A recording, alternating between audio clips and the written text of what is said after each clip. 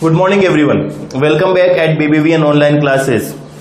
Today we will discuss the interest on drawings. In previous class we have discussed the sum accounting treatment of interest on drawings. एक बार go through करते हैं फटाफट. पिछली class में अपन ने interest on drawing से related कुछ discussion किए थे और इंटरेस्ट ऑन ड्राइंग से रिलेटेड अपन ने जब डिस्कस किए थे तो अपन ने दो मेथड भी डिस्कस किए थे. कौन कौन सा था? पहला था अपना रेगुलर बेसिस और दूसरा अपना था इर्रेगुलर बेसिस.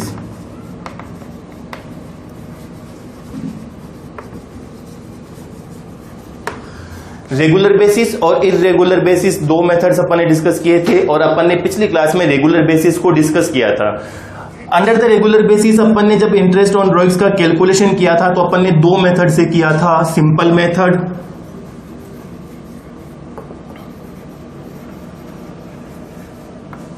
और प्रोडक्ट मेथड.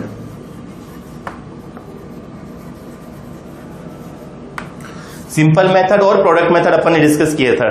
फटाफट अपन रिवाइज करते हैं कि रेगुलर बेसिस के अंदर drawings made by the partners on fixed और indifferent amount on the regular intervals. क्या डिस्कस किया था अपन ने कि drawings made by the partner के द्वारा जो ड्राइंग्स की गई है वो फिक्स और डिफरेंट अमाउंट की है और डिफरेंट इंटरवल्स पर है. डिफरेंट इंटरवल्स पर का मतलब है कि उनका जो टाइम इंटरवल है वो इनडिफरेंट था. ठीक है. अपन ने क्या कहा कि रेगुलर बेसिस इर्रेगुलर बेसिस की बात करी थी अपन ने, रेगुलर बेसिस की नहीं करी थी, इर्रेगुलर बेसिस की बात करी थी. और इर्रेगुलर बेसिस के अंदर अपन ने क्या डिस्कस कर लिया था कि सिंपल मेथड भी होता है और प्रोडक्ट मेथड भी होता है. आंसर दोनों मेथड्स के सेम होते हैं, आंसर पे कोई इफेक्ट नहीं आता है. तो अपने को जो मेथड समझ में आता है अपन उसी हिसाब से कर सकते हैं इसको. अब अपन बात करते हैं आज की अपनी इस क्लास के अंदर रेगुलर बेसिस पर. आज की अपनी इस क्लास के अंदर अपन डिस्कस करेंगे रेगुलर बेसिस पर. और जब रेगुलर बेसिस की जब बात करी जाती है, रेगुलर बेसिस पर बात करी जाती है तो अपन ने दो चीज कही थी कि क्या होता है, फिक्स अमाउंट होती है और दूसरी चीज फिक्स ही टाइम होता है. यानी कि टाइम इंटरवल भी सेम होता है और अमाउंट भी सेम होती है. जब टाइम इंटरवल सेम है, अमाउंट सेम है तो वो कौन सा मेथड हो गया, रेगुलर बेसिस. और जब अमाउंट इंडिफरेंट और टाइम भी इंडिफरेंट होती है वो कौन सा होता है, इर्रेगुलर बेसिस. क्लियर है. अब देखिए रेगुलर बेसिस के अंदर जब अमाउंट सेम होती है और टाइम भी सेम होता है तो इसको अपन कुछ अलग अलग सिचुएशंस के थ्रू समझते हैं. पहली सिचुएशन है if drawings made on monthly basis.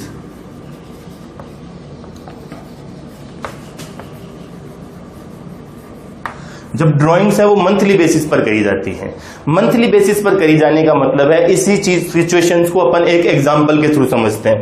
Suppose तीन पार्टनर हैं ए बी सी, तीन पार्टनर हैं, इनका प्रॉफिट शेयरिंग रेशियो है 2:1 का. प्रॉफिट शेयरिंग रेशियो कितना है, 2:1 का. अब ड्राइंग्स की बात करें, A withdrew ₹10,000 on the beginning of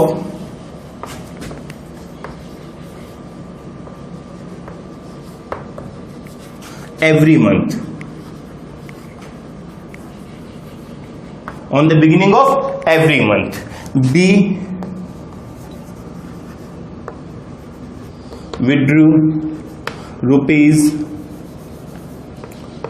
₹5,000 on the middle of every month. और C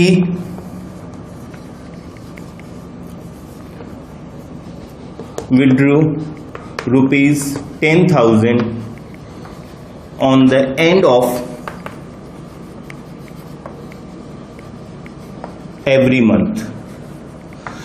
मंथली बेसिस की अपन बात कर रहे हैं कि मंथली बेसिस पर अगर पार्टनर्स ड्राइंग्स विड्रॉ करते हैं, ड्राइंग्स करते हैं तो उसके हिसाब से फिर जो कंडीशन बनती है वो बनती है, पहली condition beginning of the month, यानी कि हर महीने के स्टार्ट में first day of every month partners drawings करते हैं। मिडिल ऑफ द मंथ की बात आती है तो यानी कि महीने के बीच में अपन बोल सकते हैं कि 15th ऑफ डेट, महीने की जो 15 तारीख होती है, middle of the month, every month, हर महीने की 15 तारीख को ही, क्योंकि अपना अमाउंट भी फिक्स है और टाइम फिक्स है, यानी कि यहां पर ये टाइम सेक्टर फिक्स रहेगा, टाइम फैक्टर फिक्स रहेगा, यानी कि बिगिनिंग ऑफ द मंथ हो रहा है, मिडिल ऑफ द मंथ हो रहा है और एंड ऑफ द मंथ हो रहा है। जब अपन अगर फॉर्मूले की बात करें कि भाई रेगुलर बेसिस के ऊपर इसका इंटरेस्ट ऑन ड्राइंग्स कैलकुलेट करने का फॉर्मूला क्या होगा, तो अपन कहते हैं कि total drawings into rate into average period,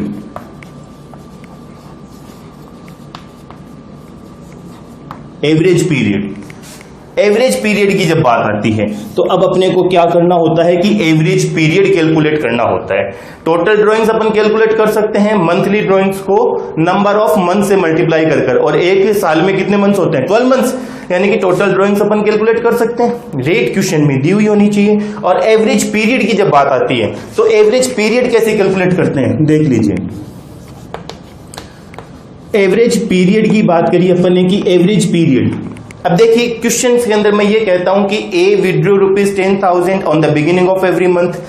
जब ए हर महीने की पहली डेट को, यानी कि first day of every month अगर ड्राइंग्स करता है तो एवरेज अपन 6.5 मंथ्स का इंटरेस्ट कैलकुलेट करते हैं। कितना करते हैं, 6.5 मंथ्स का। B withdrew ₹5,000 on the middle of every month. जब middle of the every month drawings करी जाती है तो एवरेज अपन 6 मंथ्स का इंटरेस्ट कैलकुलेट करते हैं। कितना करते हैं, 6 मंथ्स का। लेकिन जब and of the every month drawings करी जाती है तब अपन एवरेज 5.5 मंथ्स का इंटरेस्ट कैलकुलेट करते हैं। कितना करते हैं, 5.5 मंथ्स का। अब साहब ये चीज तो मैंने यहां नोट डाउन कर दी, लेकिन अगर कोई आपसे ये पूछे कि ये जो एवरेज पीरियड है ये आपने कैलकुलेट कैसे किए हैं, एवरेज पीरियड की अपन बात कर रहे हैं कैलकुलेट करने की, तो एवरेज पीरियड कैलकुलेट करने का अपना एक छोटा सा फॉर्मूला होता है। अपन ये कहते हैं कि months left after first drawings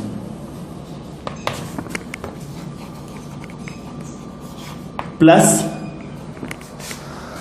months left after last drawings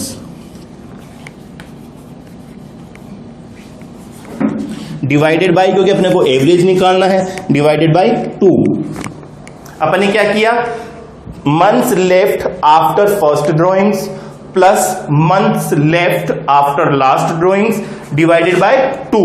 average period calculate करने का ये अपना एक फॉर्मूला होता है। इसी चीज को अपन इस तरीके से समझते हैं। देखिए एग्जांपल के थ्रू अगर मैं बात करूं इसी चीज की, तो अपन ए का एवरेज पीरियड कैलकुलेट करते हैं। ए की ड्राइंग्स कब करी गई थी, यानी कि beginning of every month. It means A first drawings कब करेगा, 1 अप्रैल को, क्योंकि बिगिनिंग ऑफ द मंथ है। बिगिनिंग ऑफ द मंथ है इसका मतलब first day of every month, और अपना फाइनेंशियल ईयर स्टार्ट होता है अप्रैल टू मार्च। तो फर्स्ट ड्राइंग्स ए कब करेगा, 1 अप्रैल को करेगा, यानी कि 1 अप्रैल के बाद अपने फॉर्मूलेज में अपने वैल्यू रखते हैं months left after first drawings. First drawings के बाद में कितने महीने बचे, 1 अप्रैल से, यानी कि अप्रैल पूरा है, अप्रैल मई जून जुलाई अगस्त सितंबर अक्टूबर नवंबर दिसंबर जनवरी फरवरी मार्च, कितने महीने बचे, पूरे 12 प्लस। अब ए हर महीने की बिगिनिंग ऑफ द मंथ करता है, यानी कि लास्ट मंथ के भी फर्स्ट डे, यानी कि first day of March last drawings करेगा, क्योंकि लास्ट मंथ है मार्च का फाइनेंशियल ईयर का। तो last drawings first day of March को करेगा, यानी कि उसके बाद कितने मंथ्स बच गए, पूरा 1 महीना, मार्च, ओनली मार्च तो बचा।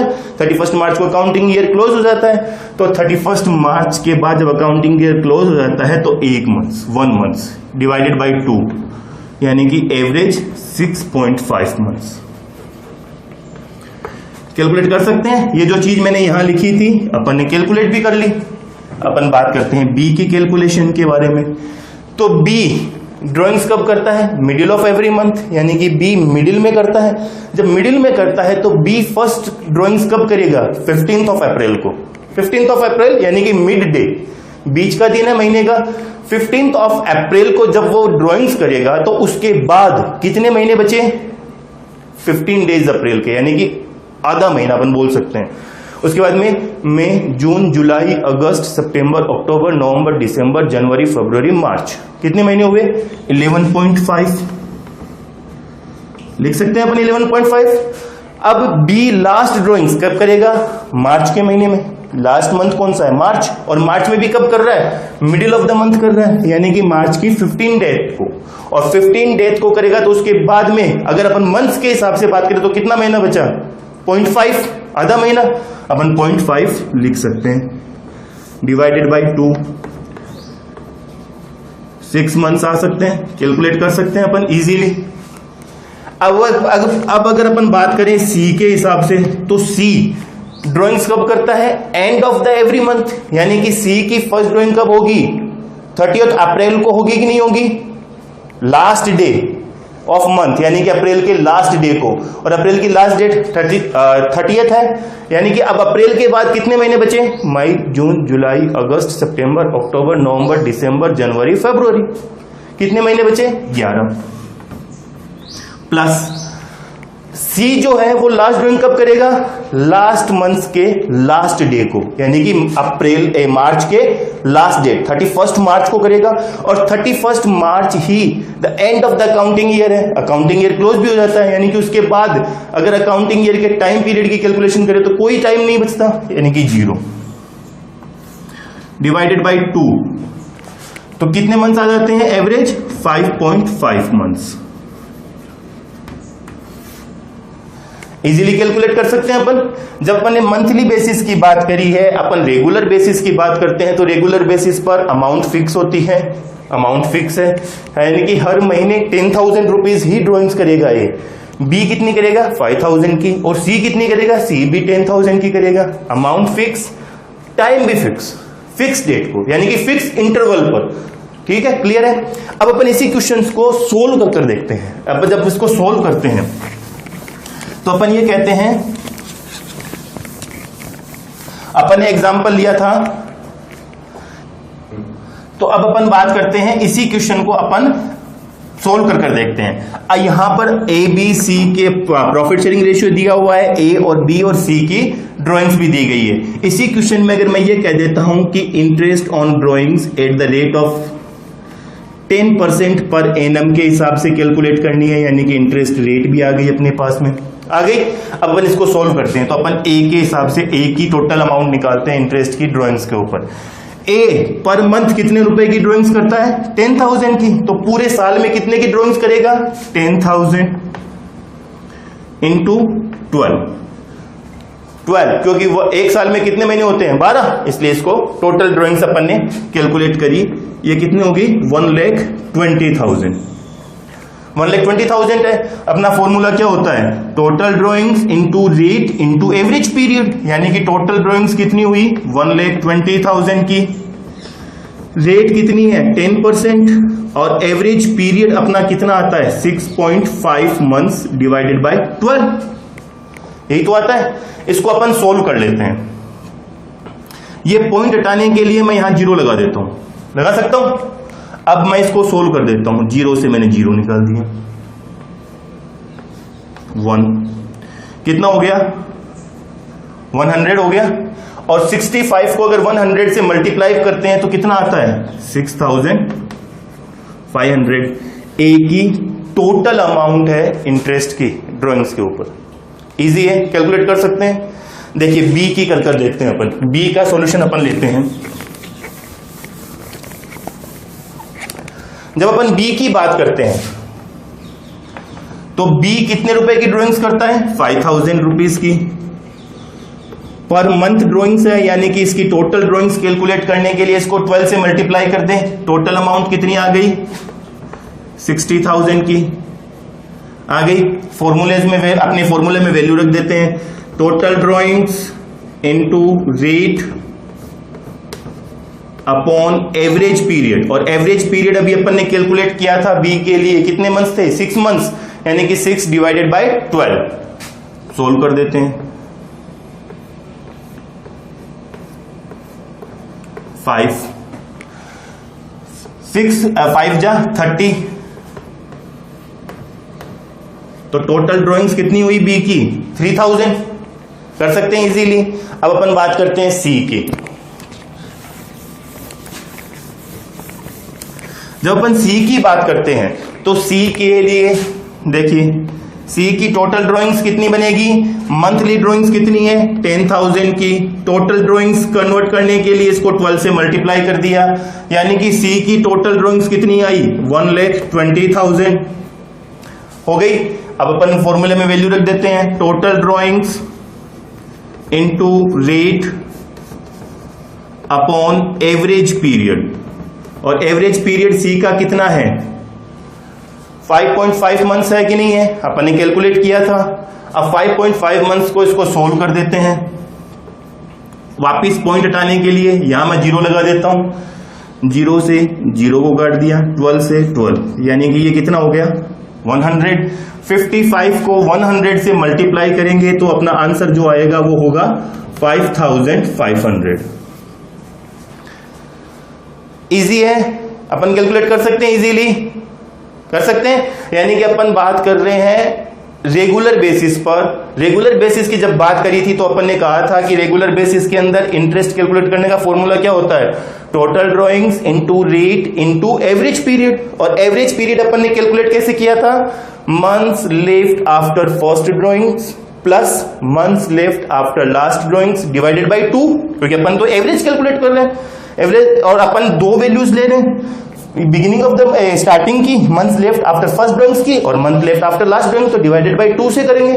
2 से डिवाइडेड करके अपन ने एवरेज पीरियड कैलकुलेट किए तीनों पार्टनर के, कर सकते हैं। एवरेज पीरियड कैलकुलेट करने के बाद में इस मंथली ड्राइंग्स को टोटल ड्राइंग्स में कन्वर्ट करना है। टोटल ड्राइंग्स में कन्वर्ट करने के बाद में अपने इस फॉर्मूले में इसको पुट करना है, वैल्यूज पुट करनी है। वैल्यूज पुट करने के बाद में अपना आंसर आ सकता है, एकदम ईजी है। अब अपन बात करते हैं इसकी दूसरे मेथड्स की। जब दूसरे मेथड की बात करें,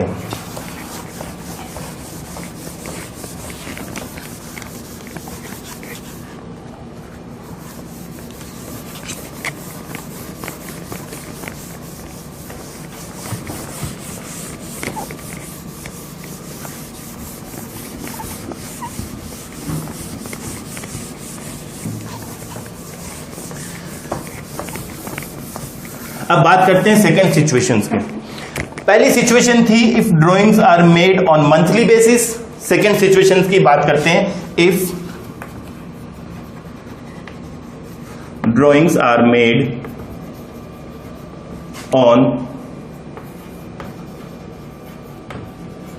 क्वार्टरली बेसिस। Quarterly basis. अब आप सबको यह पता होना चाहिए कि एक साल में, एक फाइनेंशियल ईयर में कितने क्वार्टर्स होते हैं। क्वार्टर मतलब 3 मंथ्स, यानी कि अपन बात करें, यहां पर मैं मंथ्स लिख देता हूं, अप्रैल, मई, जून, जुलाई, अगस्त, सितंबर, अक्टूबर, नवंबर, दिसंबर, जनवरी, फरवरी और मार्च।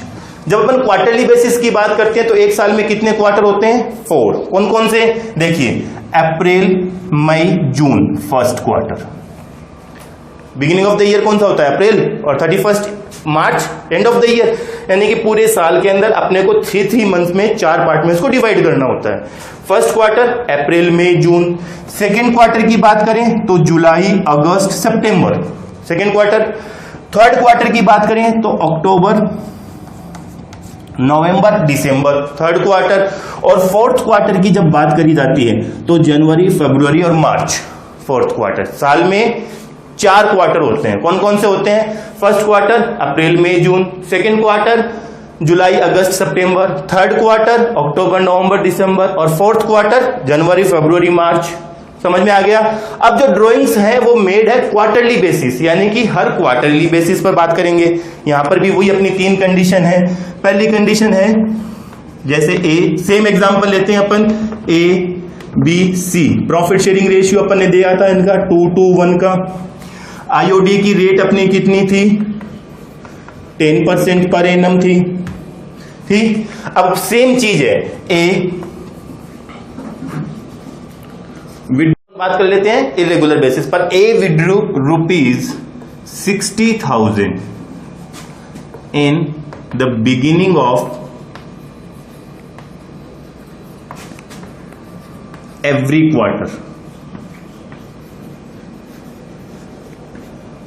Every quarter. दूसरा कंडीशन लेते हैं, बी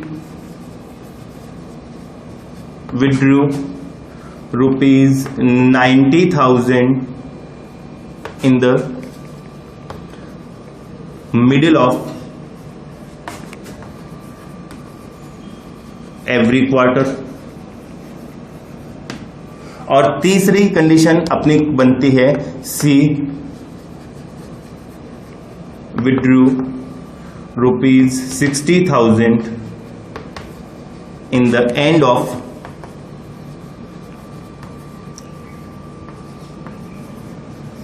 each quarter। सेम चीज थी, पहली सिचुएशन अपन ने बात करी थी if drawings are made on monthly basis. अब सेकेंड कंडीशन की अपन बात करते हैं if drawings are made on quarterly basis. Quarterly basis पर बात कर रहे हैं, अमाउंट वही है, सेम अमाउंट है, अमाउंट फिक्स है, टाइम भी फिक्स है। Every quarter, beginning of every quarter, middle of every quarter और end of every quarter. Clear है? देखिए, मैं ये कहता हूं कि बिगिनिंग ऑफ एवरी क्वार्टर जब भी कोई पार्टनर ड्राइंग्स करता है तो उसको अपन एवरेज 7.5 मंथ्स का इंटरेस्ट कैलकुलेट करते हैं। कितना करते हैं? एवरेज 7.5 मंथ्स का। Middle of the every quarter आता है तब अपन बात करते हैं एवरेज 6 मंथ्स का इंटरेस्ट कैलकुलेट करते हैं। कितना करते हैं? 6 मंथ्स का। और जब and of the each quarter की बात आती है तो अपन एवरेज 4.5 मंथ्स का इंटरेस्ट कैलकुलेट करते हैं। कितना करते हैं? 4.5 मंथ्स का। तो आज की अपनी इस क्लास के अंदर अपन ने डिस्कस कर लिया था पहली कंडीशन, पहली situation, when drawings are made on monthly basis. अब अपन ने सिर्फ इस चीज को, इसी क्वेश्चन को अपन ने क्वार्टरली बेसिस सोल्व करने के लिए मैंने क्वेश्चंस बोर्ड पर लिखा था, अभी लिख रखा है। और इसके अंदर मैंने आपको ये लिख रखा है कि अगर beginning of every quarter drawings करते हैं पार्टनर तो अपन एवरेज कितने मंथ्स का इंटरेस्ट कैलकुलेट करते हैं? 7.5 मंथ्स का। मिडिल ऑफ एवरी क्वार्टर अगर होता है तो अपन एवरेज 6 मंथ्स का इंटरेस्ट कैलकुलेट करते हैं। और अगर एंड ऑफ एवरी क्वार्टर है तो अब अपन इसको कितना करते हैं? 4.5 मंथ्स का। तो स्टूडेंट्स, ये जो क्वेश्चन है वो आपको अपने आप सोल्व करना है। ये जो एवरेज पीरियड अपन ने मैंने यहां लिखा है इसको आपको कैलकुलेट कर कर देखना है कि जो मैंने लिखा है क्या वो सही लिखा है। यानी कि beginning of every quarter 7.5 months ही आते हैं क्या? मिडिल ऑफ द क्वार्टर की बात करते हैं तो क्या 6 मंथ्स ही आते हैं एवरेज पीरियड में? और अगर एंड ऑफ द क्वार्टर की बात करते हैं तो क्या एवरेज पीरियड 4.5 मंथ्स ही आता है क्या? यानी कि इसको आपको अपने आप कैलकुलेट कर कर चेक करना है। चेक करने के बाद, एवरेज पीरियड चेक करने के बाद में इसी क्वेश्चन को फॉर्मूले में वैल्यू पुट कर कर कैलकुलेट कर कर देखना है। इसके आगे की चीज अब हम अपनी नेक्स्ट क्लास के अंदर डिस्कस करेंगे। Thank you.